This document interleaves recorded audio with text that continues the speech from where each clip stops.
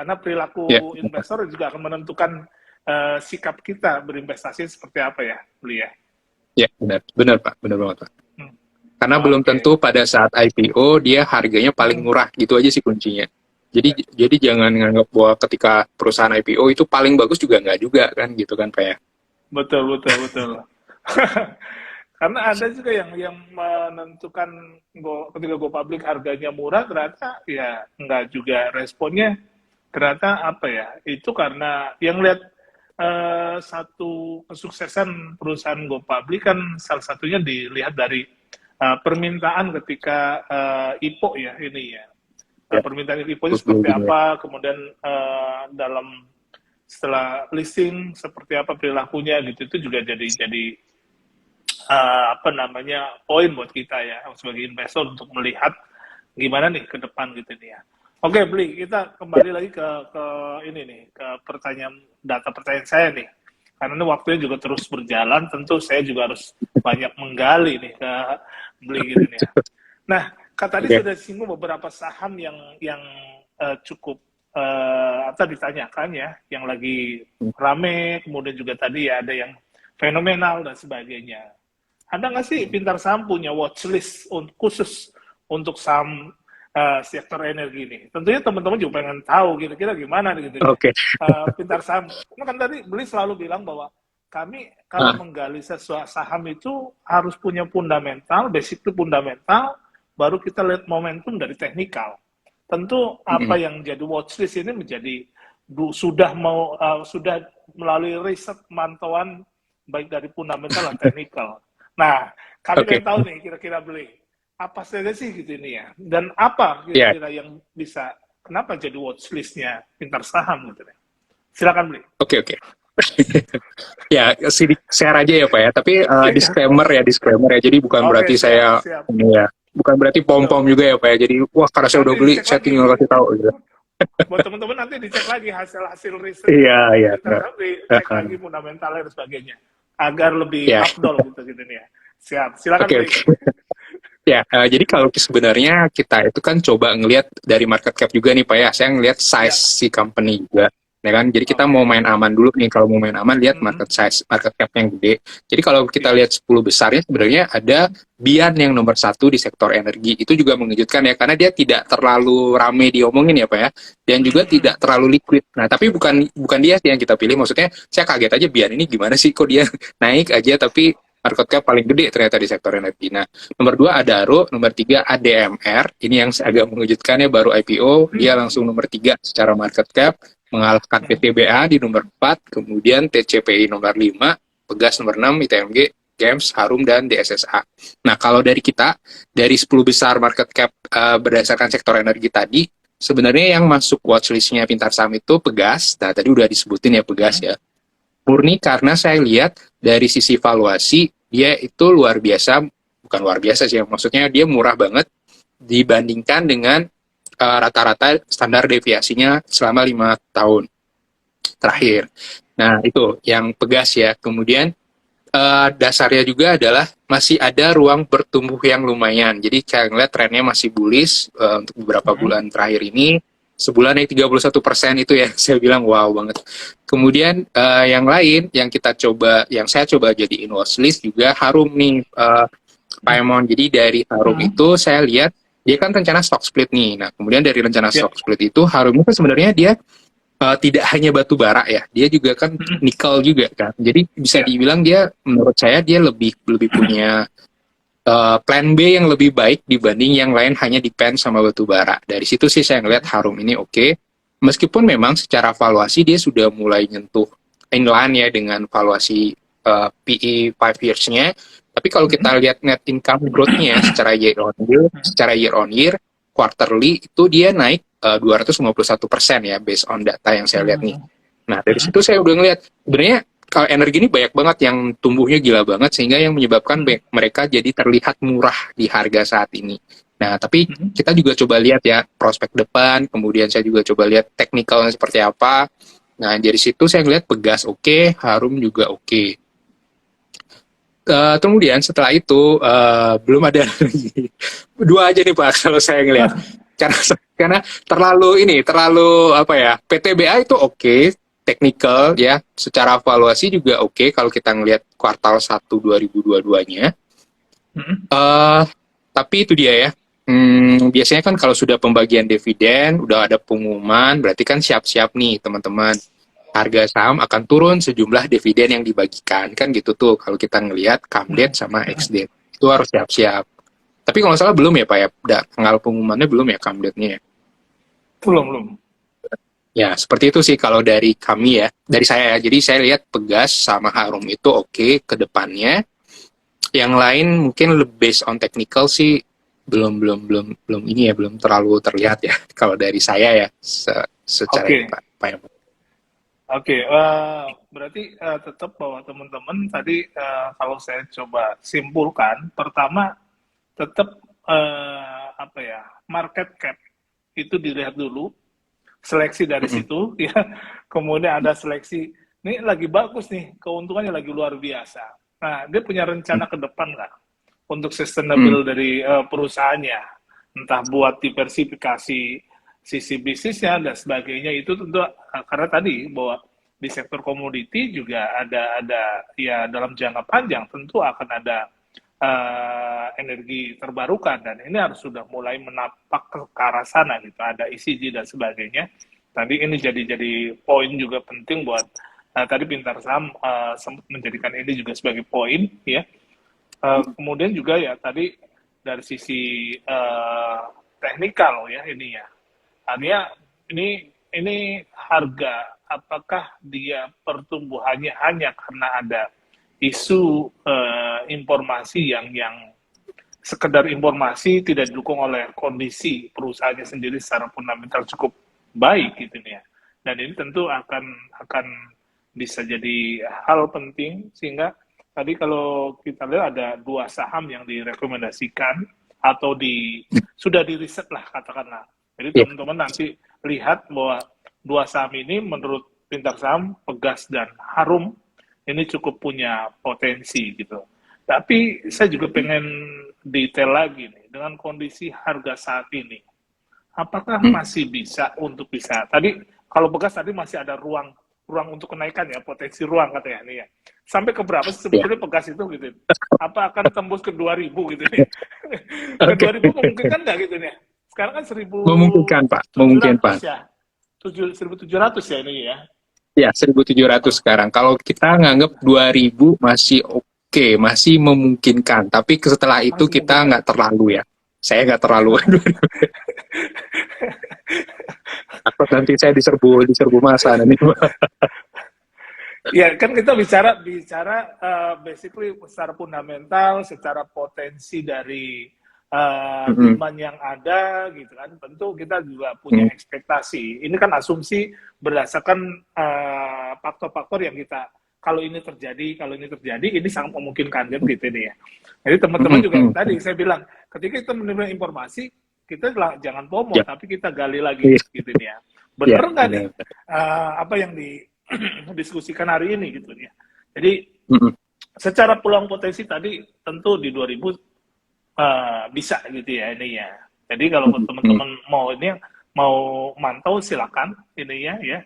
Dan juga tentu untuk Harum sendiri punya target di berapa ya beli kira-kira gitu. Maksudnya kira-kira dia punya potensi sampai kita bicara akhir tahun ya. Bicara akhir tahun tentu kalau waktu sektor energi berfluktuatif, tapi kita bisa melihat kira-kira ini demandnya akan terus nggak sampai akhir tahun besar seperti ini atau kayak gimana itu kabarnya. Silakan beli. Oke, baik. Kalau Harum kan ada aksi korporasi ya, selanjutnya dia bakal stock split nih Pak Armon. Nah kalau kita ngelihat nih banyak yang kayak ya harus diakui ya, banyak yang masyarakat kita ikut saham itu masih belum terliterasi dengan baik. Contohnya waktu BCA stock split, saya ingat banget. BCA stock split, waktu itu orang gila-gilaan beli Pak, karena dikiranya harga BCA jatuh. Padahal itu stock split teman-teman. Nah itu saya sih senang ya, karena naik harga BCA-nya sampai 8.000, saya ingat waktu itu. Hari pertama stock split. Karena saya juga kaget, lah kok orang pada berebutan beli, padahal itu kan cuma stock split. Ya udah saya seneng Hmm. sih ya, tapi dari sini saya nangkap, wah masih banyak yang belum terliterasi dengan baik terkait dengan stock split. Hmm. Nah, Hmm. Harum sendiri saya kalau based on harga ini ya sebelum stock split ya, kan dia rencana stock split. Jadi menurut saya sih 11.000 masih oke Pak, sampai 11.000.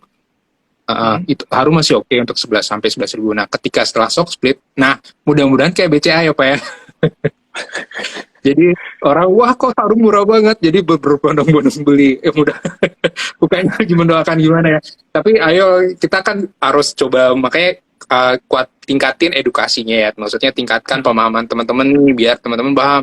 Wah kalau stock split itu sebenarnya tidak berpengaruh terhadap fundamental, tapi lebih ke pemecahan nilai nominal saham saja, seperti itu. Jadi biar nggak kayak case BCA kemarin terjadi gitu kan. BCA yang awalnya kalau nggak salah itu 30 ribuan ya Pak ya kalau nggak salah ya. Iya. Itu berarti Percaya kalau di sebelum 7.000-an. stock split ya, kalau ya setara dengan 6.000 kan kalau setelah 6.000 stock sekian split. ya. Orang-orang berbondong. Saya juga kaget, teman saya nanya sampai kok BCA murah banget. Ah, kok murah, itu kan stock split. Jadi orang pada berbondong beli loh Pak. Saya juga wah, pada nggak tahu nih ternyata. Jadi dia naik sampai 8.000. Saya ingat banget tuh dalam sehari.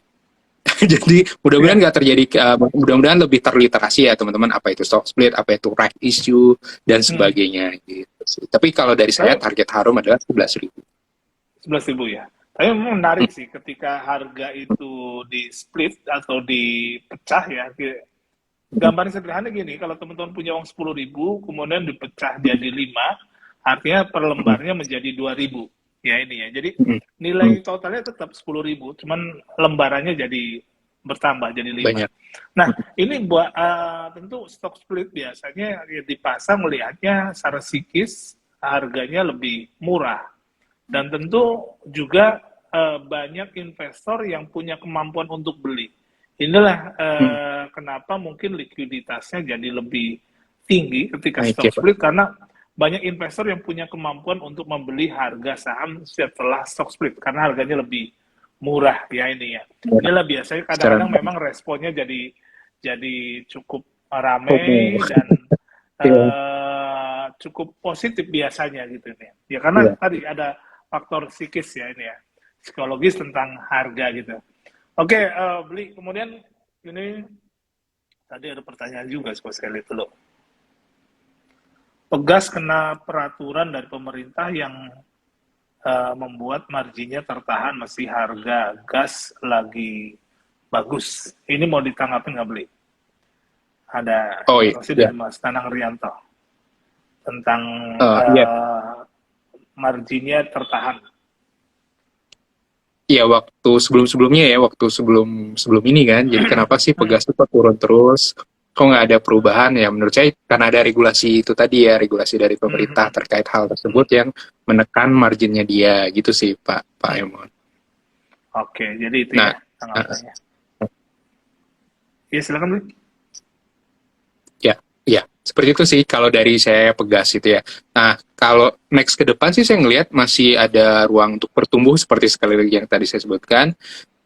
Valuasinya juga masih murah dari sisi price earning, price book value dan sebagainya. Cuman itu dia teman-teman diingatkan kembali bahwa kalau sektor komoditas ketika lagi bagus ya udah bagus banget.